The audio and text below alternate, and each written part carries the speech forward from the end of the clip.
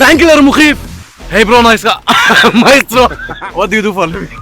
أنا صانع محتوى وصاحب أطيب شوكولا بلبنان. فيك ترفع مستوى التحدي ومعقول تخبني على المعمل؟ لا ليه ما فيي، أكيد فيي. عن جد؟ اطلع مشي. جايز انا هلا فزت على المعمل المايسترو، ما في مزاج، رولز كثير عاليين، ما تخيلت انه انا حفوت على هيك معمل. المرحلة الأولى على هيدا المكان أول شيء بينحطوا القوالب، هلا عم نعبي أوريجينال شوكليت، قوالب بيمشوا، بينزلوا هون بينزل عليهم الشوكولا بيعبيون، وبيوصلوا لهون معبيين على الآخر، هون ببلشوا يرجوا ليطلع منهم الهواء. جايز ما بتتخيلوا الريحه اللي عم شمها انا هلا، حس حالي بحلم والله.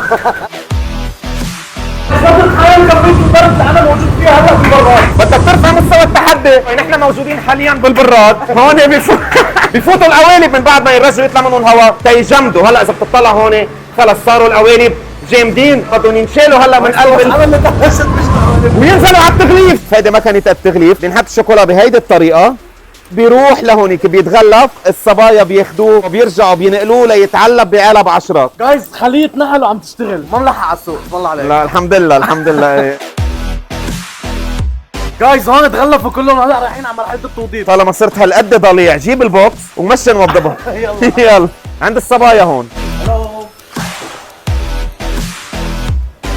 كم حبة عم تعمل باليوم؟ لهلا انتاجنا 15,000 بار بالنهار. واو. وان الله راد هلا بدنا ندوبل الانتاج لنكفي لبنان، قبل ما نطلع لبرا بدنا نرجع ان الله راد بعد نزيد. عن جد واو، ثانك يو. ثانك يو لك كثير على هالزياره الحلوه، وميرسي انه نورتنا بالمعمل. ثانك يو.